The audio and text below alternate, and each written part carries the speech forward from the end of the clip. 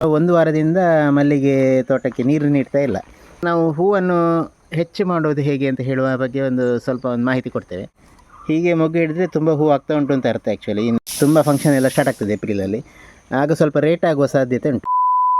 ಹಿಂಡಿ ನೀರು ನೀಡುವ ಅಂತ ಹೇಳಿ ಪ್ಲ್ಯಾನಲ್ಲಿದ್ದೇವೆ. ನಮ್ಮ ತೋಟದಲ್ಲೀಗ ಎಲೆ ಚುಕ್ಕಿ ರೋಗದ ಲಕ್ಷಣ ಕಾಣ್ತಾ ಉಂಟು.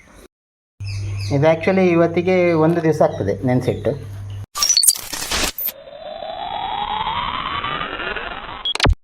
ಹಾಯ್ ಹಲೋ ನಮಸ್ತೆ, welcome back to our YouTube channel. ಯಾರೆಲ್ಲ ನಮ್ಮ ಚಾನಲನ್ನು ಸಬ್ಸ್ಕ್ರೈಬ್ ಮಾಡಲಿಲ್ಲ ಅವರೆಲ್ಲ ನಮ್ಮ ಚಾನಲನ್ನು ಸಬ್ಸ್ಕ್ರೈಬ್ ಮಾಡಿ ನಮಗೆ ಸಪೋರ್ಟ್ ಮಾಡಿ. ನಮ್ಮ ವಿಡಿಯೋದಲ್ಲಿ ನಿಮಗೆ ಕೃಷಿಗೆ ಸಂಬಂಧಪಟ್ಟ ಮಾಹಿತಿಗಳು ಎಲ್ಲ ಅಪ್ಡೇಟ್ಸ್ಗಳು ಸಿಗ್ತಾ ಹೋಗ್ತದೆ. ಹಾಗೆ ಮಲ್ಲಿಗೆ ಕೃಷಿಗೆ ಸಂಬಂಧಪಟ್ಟ ಸಮಸ್ಯೆಗಳು, ಅದಕ್ಕೆ ಪರಿಹಾರ ಮತ್ತು ಹೆಚ್ಚು ಹೂ ಹೇಗೆ ತೆಗೆಯುವುದು ಅದರ ಬಗ್ಗೆ ಸಹ ನಿಮಗೆ ಈ ನಮ್ಮ ಚಾನಲಲ್ಲಿ ಇನ್ಫಾರ್ಮೇಷನ್ ಸಿಗ್ತದೆ.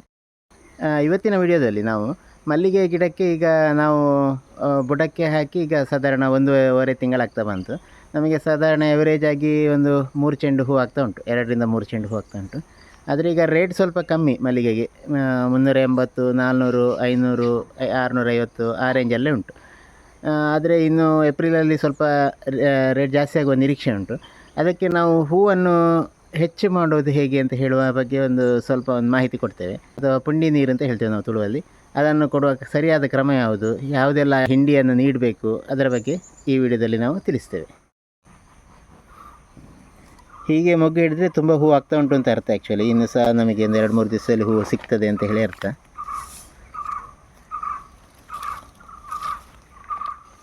ಆ್ಯಕ್ಚುಲಿ ಈಗ ನಮ್ಮ ಮಲ್ಲಿಗೆ ತೋಟದಲ್ಲಿ ಹೀಗೆ ಹೂ ಆಗ್ತಾ ಉಂಟು. ಅಂದರೆ ಇದು 2 ದೊಡ್ಡದು ಇವತ್ತಿದ್ದು ಮತ್ತು ಸಣ್ಣದು ನಾಳೆದ್ದು. ಇದರಲ್ಲಿ ಸಹ ಸಣ್ಣ ಸಣ್ಣ ಮುಖ್ಯ ಉಂಟು. ಅದರಲ್ಲಿ ಅರ್ಥ ಅಂದರೆ ಇನ್ನೂ 1 ವಾರ ನಮಗೆ ಮಲ್ಲಿಗೆ ಹೂ ಉಂಟು ಅಂತ ಹೇಳಿ ಅರ್ಥ. ಆ್ಯಕ್ಚುಲಿ ಬುಡ ಹಾಕಿದ ಮೇಲೆ ಇಳುವರಿ ಹೆಚ್ಚಿನವರಿಗೆ ಸತಿ ಕಮ್ಮಿ ಉಂಟು, ನಮಗೆ ಸಹ ಕಮ್ಮಿ. ಆ್ಯಕ್ಚುಲಿ ಒಂದು 2 ಅಟ್ಟೆ ಹೂ ಆದರೂ ಆಗಬೇಕಿತ್ತು. ಆದರೆ ಇಳುವರಿ ಈ ಸತಿದ್ದು ವಾತಾವರಣದ ಚೇಂಜಿಂದ ಸ್ವಲ್ಪ ಇಳುವರಿ ಎಲ್ರಿಗೂ ಕಮ್ಮಿ ಉಂಟು.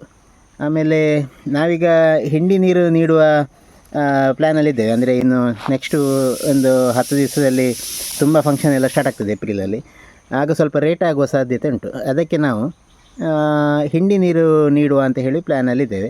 ಅದಕ್ಕೆ ನಾವು 1 ವಾರದಿಂದ ಮಲ್ಲಿಗೆ ತೋಟಕ್ಕೆ ನೀರು ನೀಡ್ತಾ ಇಲ್ಲ. ಅಂದರೆ ಎಷ್ಟು ಡ್ರೈ ಆಗಿ ಮಲ್ಲಿಗೆಯದ್ದು ಬುಡ ಇರ್ತದೆ ಅಷ್ಟು ಫಾಸ್ಟಾಗಿ ನಾವು ಕೊಟ್ಟ ಹಿಂಡಿ ನೀರನ್ನು ಅದು ಅದರ ಪೋಷಕಾಂಶವನ್ನು ಅದು ಮಲ್ಲಿಗೆ ಗಿಡ ತಗೊಳ್ತದೆ.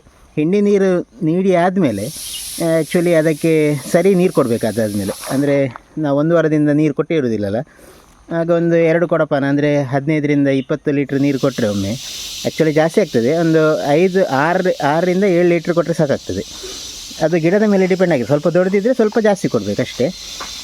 ಆಗ ನಮಗೆ ಒಂದು ಹಿಂಡಿ ನೀರು ನೀಡಿದ 10 ದಿವಸದಲ್ಲಿ ನಮಗೆ ಒಳ್ಳೆಯ ಇಳುವರಿ ಸಿಗ್ತದೆ ನೆಕ್ಸ್ಟ್ ಟರ್ಮಲ್ಲಿ. ಅದಾದಮೇಲೆ ಈಗ ಈ ಮಲ್ಲಿಗೆ ಹೂ ಇದೆಲ್ಲ ಹೂವಾಗಿ ಆಗಿದೆ. ಆ್ಯಕ್ಚುಲಿ ಇಂಥದ್ದನ್ನು ನಾವು ತೆಗಿಬೇಕು. ಇದನ್ನು ತೆಗೆಯೋದ್ರಿಂದ ನಮಗೆ ಅಲ್ಲಿ ಇನ್ನೊಂದು ಚಿಗುರು ಬರುವ ಚಾನ್ಸ್ ಇರ್ತದೆ.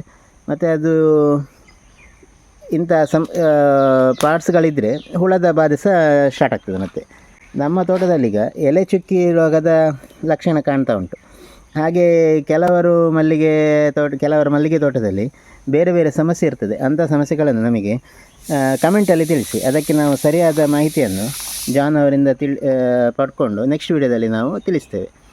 ಅದಾದಮೇಲೆ ನಮ್ಮಲ್ಲಿ ತುಂಬ ಮಲ್ಲಿಗೆ ತೋಟದಲ್ಲಿ ಪಾಚೆ ಸಮಸ್ಯೆ ಇತ್ತು. ಅದೀಗ ಆಲ್ಮೋಸ್ಟ್ ಕಂಟ್ರೋಲಿಗೆ ಬಂದಿದೆ.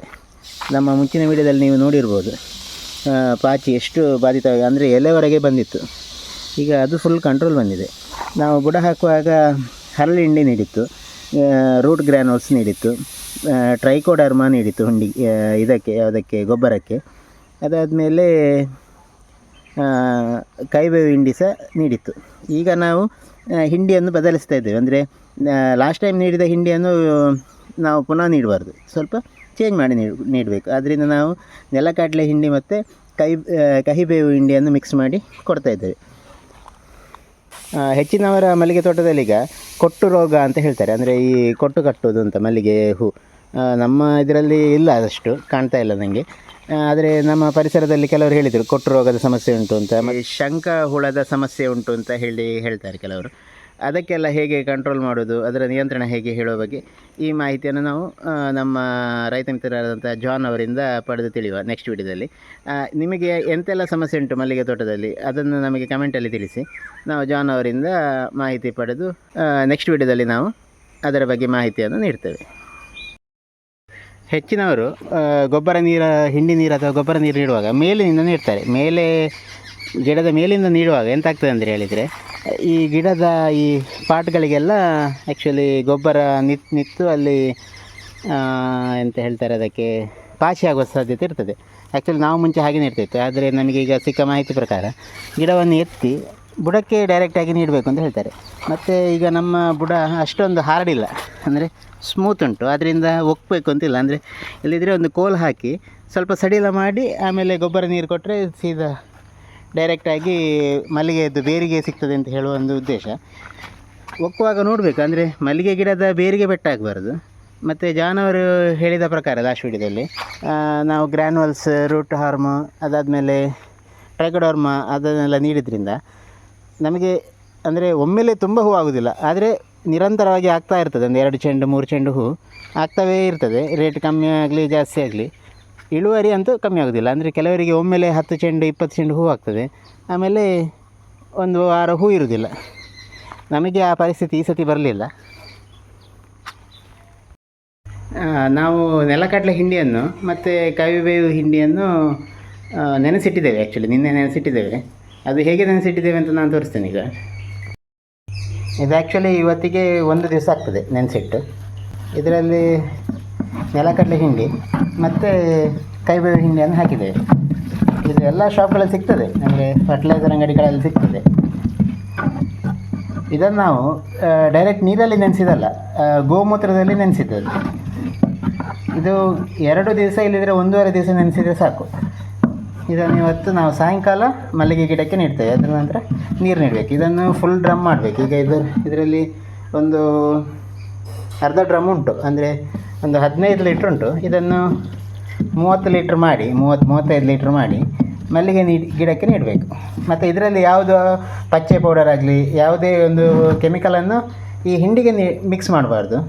ಅಂಥದ್ದೇನಾದರೂ ನೀಡಲಿಕ್ಕಿದ್ರೆ ಹಿಂಡಿ ನೀರು ನೀಡಿ ಆದಮೇಲೆ 1 ದಿವಸ ಬಿಟ್ಟು ಬೇರೆ ಈ ಕೀಟನಾಶಕಗಳನ್ನು ಅಥವಾ ಬೇರೆ ಯಾವುದಾದ್ರೂ ಪಚ್ಚೆ ಪೌಡರ್ ಯಾವುದಾದ್ರೂ ಮಿಕ್ಸರ್ ಆಗೋದಿದ್ದರೆ ಹಿಂಡಿ ನೀರಿಗೆ ಅಂತೂ ನೀಡಬಾರ್ದು ಮಿಕ್ಸ್ ಮಾಡಿ. ಆದಷ್ಟು ಕೀಟನಾಶಕಗಳನ್ನು ಕಮ್ಮಿ ಬಳಸೋದು ಒಳ್ಳೆಯದು. ಈಗ ಹಿಂಡಿ ನೆನೆಸಿದ್ದನ್ನು ಹಾಕುವ ಕ್ರಮ ಹೇಗೆ ಅಂತ ಕರೆಕ್ಟಾಗಿ ತೋರಿಸ್ತೇವೆ. ಅಂದರೆ ಮಲ್ಲಿಗೆ ಗಿಡದ ಮೇಲಿಂದ ಹಾಕಬಾರ್ದು, ನಾವು ಹಾಗೆ ಹೇಳಿದಾಗೆ ಸ್ವಲ್ಪ ಗಿಡ ಎತ್ತಿ ಸೈಡಿಂದ ಕೊಡಬೇಕು. ಆಗ ಕರೆಕ್ಟಾಗಿ ಬೇರಿಗೆ ಸಿಗ್ತದೆ. ಅದು ಮೇಲ್ಗಡೆ ಹಾಕಿದರೆ ಎಲೆಗಳಿಗೆಲ್ಲ ತಾಗಿ ಮತ್ತು ಗೆಲ್ಲುಗಳಲ್ಲೆಲ್ಲ ಪಾಚಿ ಹಿಡಿಯುವ ಸಮಸ್ಯೆ ಬರ್ತದೆ. ಅದಕ್ಕೆ ನಾವು ಗಿಡದ ಬುಡದಿಂದ ನೀಡಬೇಕು ಅಂತ ಹೇಳ್ತಾರೆ. ಹಿಂಡಿ ನೋಡಿ ಹೀಗೆ ಉಂಟೀಗ. ಇದನ್ನು ಸ್ವಲ್ಪ ನೀರು ಮಾಡಬೇಕು.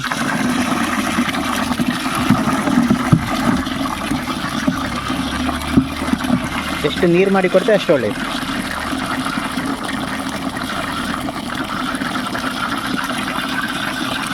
ಇದರೊಟ್ಟಿಗೆ ಯಾವುದು ಬೇರೆ ಪಚ್ಚೆ ಪೌಡರ್ ಆಗಲಿ ಯಾವುದೇ ಕೀಟನಾಶಕ ಅಥವಾ ಯಾವುದನ್ನು ಸಹ ಬಳಸಬಾರ್ದು, ಯಾಕೆಂದರೆ ಅದು ಹಿಂಡಿದ್ದು ಸತ್ತು ಹೋಗ್ತದೆ. ಲಾಸ್ಟ್ ಟೈಮ್ ನಾವು ಹರಳು ಹಿಂಡಿ ನೀಡಿದ್ದು, ಈ ಸತಿ ಚೇಂಜ್ ಮಾಡಿ ಕಡಲೆ ಹಿಂಡಿಯನ್ನು ಕೊಡ್ತಾಯಿದ್ದೇವೆ. ಹಾಗೆ ಪ್ರತಿ ಸಲ ಕೊಡುವಾಗ ಚೇಂಜ್ ಮಾಡ್ತಾ ಇರಬೇಕು. ಈಗ 1 ಡ್ರಮ್ ಫುಲ್ಲಾಗಿದೆ. ಆ್ಯಕ್ಚುಲಿ ನೋಡಿ ಎಷ್ಟು ತೆಳುಪಿರಬೇಕು, ಫುಲ್ಲಾಗಿದೆ. ಅಂದರೆ ಅರೌಂಡ್ 30 ಲೀಟ್ರ್ವರೆಗೆ ಉಂಟು. ಅಂದರೆ ಒಂದು 1.5 ಲೀಟ್ರ್, ಅಂದರೆ 2 ಜಾಗಿನಷ್ಟು ಬರ್ತದೆ ಒಂದು ಗಿಡಕ್ಕೆ. ಅದು ಪ್ರತಿ ಸಲ ಇದರಿಂದ ತೆಗೆಯುವಾಗ ಹೀಗೆ ಮಿಕ್ಸ್ ಮಾಡಿ ತೆಗಿಬೇಕು, ಯಾಕಂದರೆ ಇಲ್ಲಿದ್ದರೆ ಅಡಿಯಲ್ಲಿ ಅದು ಗಟ್ಟಿದ್ದ ಹುಂಡಿ ಉಳಿತದೆ. ಕರೆಕ್ಟ್ ಮಿಕ್ಸ್ ಮಾಡಿ ಕೊಟ್ಟರೆ ಎಲ್ಲದಕ್ಕೂ ಒಂದೇ ಥರದ ಹಿಂಡಿ ನೀರು ಹೋಗ್ತದೆ. ಇಲ್ಲಿದ್ದರೆ ಕೆಲವು ದಪ್ಪ ಕೆಲವು ನೀರು ಆಗ್ತದೆ. ಪ್ರತಿ ಗಿಡಕ್ಕೆ ನೀಡುವಾಗ ಹೀಗೆ ಗಿಡವನ್ನು ಮೇಲೆ ಎತ್ತಿ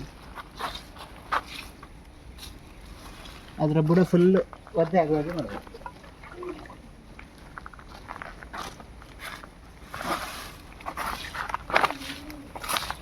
ಮುಂಚೆ ನಾವೆಂತ ಮಾಡ್ತಿದ್ವಿ ಅಂದರೆ ಹೀಗೆ ಮೇಲಿಂದ ಕೊಡ್ತಾ ಇತ್ತು. ಮೇಲಿಂದ ಕೊಟ್ಟಾಗ ಎಂತಾಗ್ತದೆ, ಆ ಗೆಲ್ಲಿಗಳಿಗೆಲ್ಲ ಬಿದ್ದು ಅದರಲ್ಲಿ ಹಿಂಡಿ ನಿಲ್ತಾ ಇತ್ತು. ಹಾಗೆ ನಿಂತಿರೋದು ಮತ್ತೆ ಅದರಲ್ಲಿ ಬೇರೆ ಎಲ್ಲ ಸಮಸ್ಯೆಗಳು ಸ್ಟಾರ್ಟ್ ಆಗ್ತದೆ.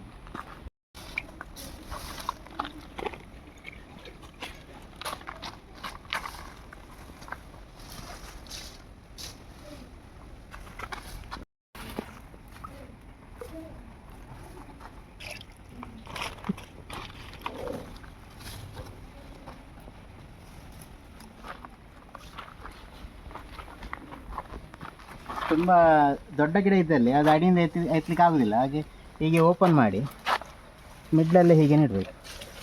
ಮತ್ತು ತೆಗೆಯುವಾಗಲೇ ಎಲ್ಲಿಯಾದರೂ ಕಳೆ ಎಲ್ಲ ಇದ್ದರೆ ತೆಗೆದು ಬಿಡಬೇಕು. ಅಂದರೆ ಆದಷ್ಟು ಮಲ್ಲಿಗೆಗೆ ಪೋಷಕಾಂಶ ಸಿಗುವ ಹಾಗೆ ನೋಡ್ಬೋದು.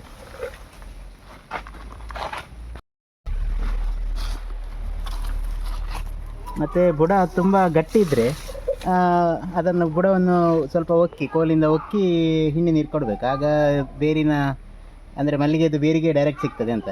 ಅಂದರೆ ಈಗ ನಮ್ಮದೀಗ ಬುಡ ಹಾಕಿ ಒಂದೂವರೆ ತಿಂಗಳಾದ್ರಿಂದ ಅದು ತುಂಬ ಸ್ಮೂತ್ ಇರ್ತದೆ, ಅದರಿಂದ ಒಕ್ಕಬೇಕು ಅಂತಿಲ್ಲ. ಮಳೆಗಾಲದಲ್ಲಿ ಸ್ವಲ್ಪ ಗಟ್ಟಿ ಆದಾಗ ಸ್ವಲ್ಪ ಒಕ್ಕಿ ಹಿಂಡಿ ನೀರು ನಿಯಮಿತವಾಗಿ ನೀಡಬೇಕು. ಮಳೆಗಾಲದಲ್ಲಿ ಹೆಚ್ಚು ಕೊಡಬಾರ್ದು, ಅಂದರೆ ಬೇರು ಕೊಳಿತದೆ. ಮತ್ತು ಆ್ಯಕ್ಚುಲಿ ಹಿಂಡಿ ನೀರು ಕೊಟ್ಟಾದಮೇಲೆ ಸರಿ ನೀರು ಕೊಡಬೇಕು ಅಂತ ಉಂಟು. ಅಂದರೆ ಈಗ ನಾವು ಒಂದು 5-6 ದಿವಸದಿಂದ ನೀರು ಕೊಡ್ತಾ ಇಲ್ಲ ಮಲ್ಲಿಗೆಗೆ. ಹಾಗೆ ಆಕಾಶದಲ್ಲಿ ಮೋಡ ಸಾಗ್ತಾ ಉಂಟು. ಮಳೆ ಸಹ ಬಂದರೆ ಒಳ್ಳೆಯದು, ಆ್ಯಕ್ಚುಲಿ ನ್ಯಾಚುರಲ್ ಆಗಿ ಬಂದರೆ ಒಳ್ಳೆಯದು. ಆದರೆ ನಾವು ನೀರು ಕೊಡುವಂಥದ್ದು ಸ್ವಲ್ಪ ಕೊಡಲೇಬೇಕು, ಮಳೆ ಬಾರದಿದ್ದು.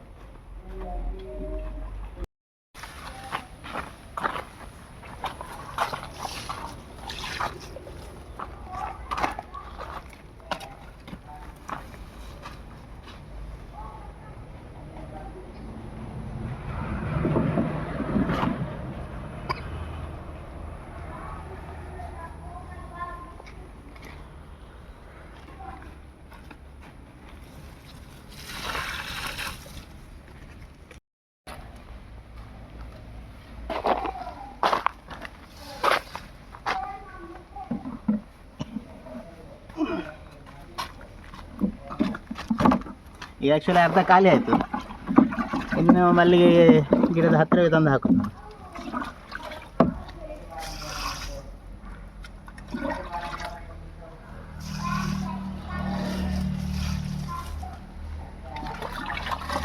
ತುಂಬ ಸಣ್ಣ ಗಿಡಕ್ಕೆ ಸಹ ನೀಡ್ಬೋದು, ಆದರೆ ದೊಡ್ಡ ಗಿಡಕ್ಕೆ ನೀಡಿದಷ್ಟು ಕೊಡ್ಬಾರ್ದು, ಸ್ವಲ್ಪ ಕಮ್ಮಿ ಕೊಡಬೇಕು ಅಷ್ಟೇ.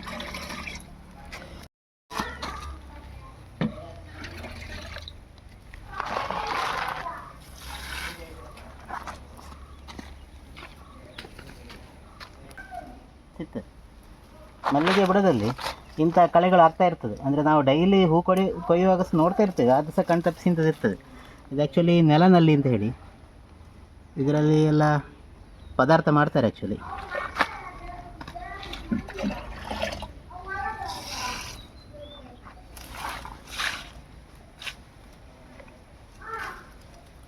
ನಮ್ಮದು ಗೊಬ್ಬರದಲ್ಲಿ ಎಂತೆಲ್ಲ ಇರೋದು ಅದೆಲ್ಲ ನೋಡಿ, ಪಪ್ಪಾಯದ ಗಿಡ ಆಗಿದೆ. ಇದನ್ನು ಸಹ ಒಂದು ಕಡೆ ನಡುವ. ಆದರೆ ಇದು ಆ್ಯಕ್ಚುಲಿ ನಮ್ಮ ತೋಟದಲ್ಲಿರುವಂಥ ಸಣ್ಣ ಗಿಡ, ಇದ್ದದ್ರಲ್ಲಿ ಸಣ್ಣ ಗಿಡ. ಅದಕ್ಕೆ ಅರ್ಧ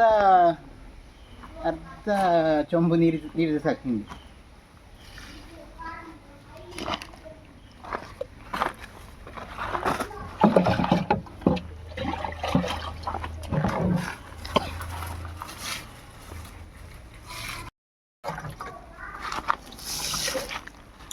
ಆ್ಯಕ್ಚುಲಿ ನಾವು ಅಷ್ಟು ಮಿಕ್ಸ್ ಮಾಡಿ ಕೊಟ್ಟರು ಸಹ ಅಡಿಯಲ್ಲಿ ಇಷ್ಟು ಉಳಿದಿದೆ ನೋಡಿ. ಇದನ್ನು ಇನ್ನು ಸ್ವಲ್ಪ ನೀರು ಮಾಡಿ ನಾವು ಅಬ್ಬಲಿಗೆ ಗಿಡ ಉಂಟು ನಮ್ಮದು, ಹಾಗೆ ಜಾಜಿ ಗಿಡಕ್ಕೆ ಮತ್ತು ಅಬ್ಬಲಿಗೆ ತುಂಬ ತೆಳು ಮಾಡಿ ಕೊಟ್ಟರೆ ಒಳ್ಳೆಯದು.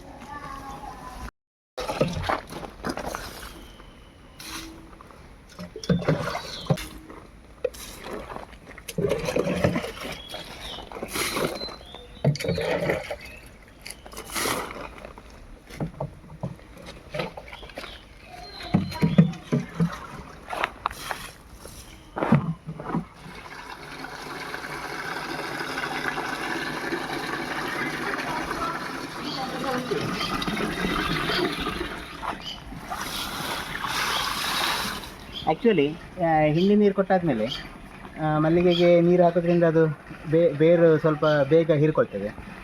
ಮತ್ತು ನಾವು ಹಿಂಡಿಯನ್ನು ದನದ ಗಂಜಲದಿಂದ ಮಾಡಿ ಅಂದರೆ ನೆನೆಸಿ ಮಾಡಿರೋದ್ರಿಂದ ತುಂಬ ಹೀಟ್ ಇರ್ತದೆ ಅದರಲ್ಲಿ. ಅದು ಮಲ್ಲಿಗೆ ಬೇಕಾದ ರೋಗ ನಿರೋಧಕ ಶಕ್ತಿಯನ್ನು ಸಹ ಕೊಡ್ತದೆ. ಅದರಿಂದ ನಾವು ಕ್ರಿಮಿನಾಶಕ ಕೀಟನಾಶಕಗಳನ್ನು ಬಳಸು ಸಹ ಕಮ್ಮಿ ಆಗ್ತಾ ಹೋಗ್ತದೆ.